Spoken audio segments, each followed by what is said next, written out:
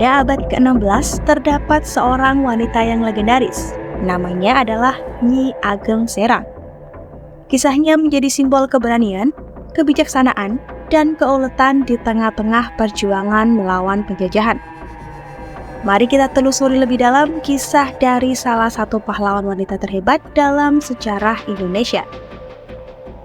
Nyi Ageng Serang lahir pada tahun 1752. Nama kecilnya adalah Raden Ayu Kustia Wulaningsih Kusno Edi.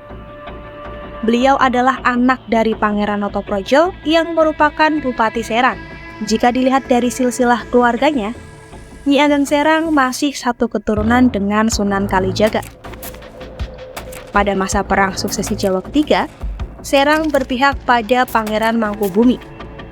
Bahkan, Pangeran Notoprojo yang memiliki julukan Panembahan Serang merupakan panglima dari pasukan Pangeran Mangkubumi. Setelah perjanjian Giyanti, Panembahan Serang tidak menghentikan perjuangan. Beliau terus melakukan perang dengan VOC. Nyi Ageng Serang dilahirkan pada masa yang penuh dengan tantangan dan ketegangan. Meskipun lahir di keluarga bangsawan Jawa, namun dia tidak pernah terbelenggu oleh keistimewaan itu. Sebaliknya, dia tumbuh sebagai seorang yang tangguh dan gigih. Nyi Ageng Serang tidak seperti kebanyakan perempuan Jawa. Sejak kecil, ia sudah berlatih tentang kemiliteran. Bukan hanya mengenai teknik bertempur, namun ia juga mempelajari siasat perang. Setelah perjanjian Giyanti, VOC masih tetap menyerang Nyi Ageng Serang. Meskipun pada saat itu Nyi Ageng Serang sudah tidak memiliki sekutu, namun keberadaannya tetap dianggap mengancam keadaan VOC.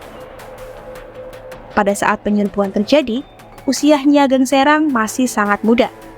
Pada saat itu, penyerbuan yang dilakukan oleh VOC menimbulkan banyak korban jiwa, termasuk dengan Panembahan Serang dan putranya Notoprojo Muda juga gugur dalam peristiwa tersebut. Atas kejadian tersebut, Nyi Ageng Serang mulai mengambil alih pasukan.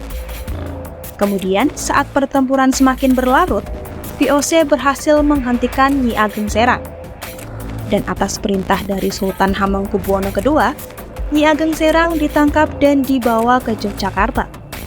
Kemudian Nyi Ageng Serang meminta kepada Sultan Hamengkubuwono II untuk dipulangkan kembali ke daerah asalnya.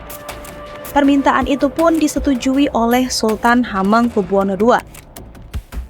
Pada tahun 1825, Perang Jawa mulai berkobar dan melibatkan banyak pihak dan memecah konsentrasi Jawa, antara pro Belanda atau pro Pangeran Diponegoro. Ketika Belanda mulai menancapkan kubunya di Jawa, Nyi Ageng Serang bersama suaminya yaitu Pangeran Mutia Kusumawijoyo memihak kubu Pangeran Diponegoro dan bersiap untuk melawan penjajahan tersebut. Namun sayangnya, suami Nyi Ageng Serang gugur dalam fase perang pertama. Atas kejadian itu, Nyi Ageng Serang yang merupakan penasehat dari Pangeran Diponegoro memilih untuk maju dan melawan peperangan.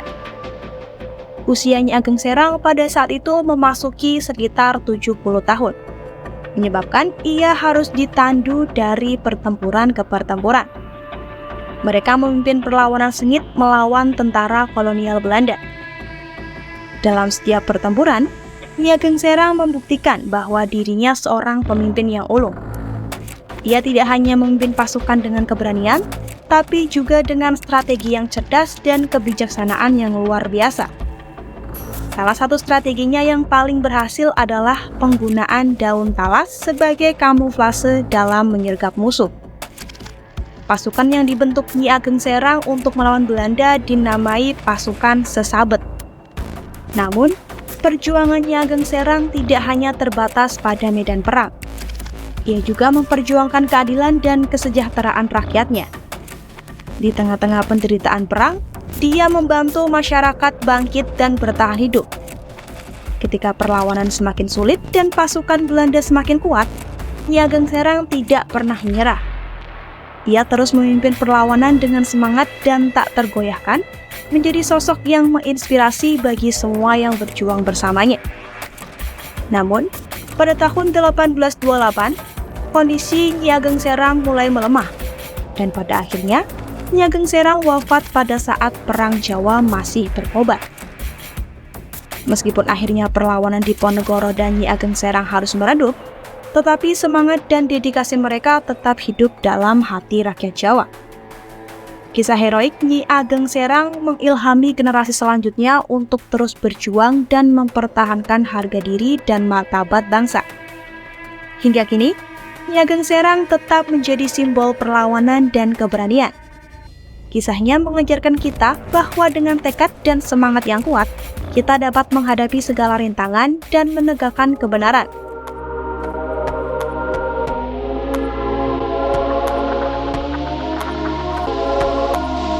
Inilah kisah Nyi Ageng Serang, seorang wanita yang mengukir namanya dalam sejarah dengan keberanian dan kegigihan. Mari kita selalu mengenang perjuangan dan terus meneruskan warisan keberanian dan keadilan yang telah ditinggalkan.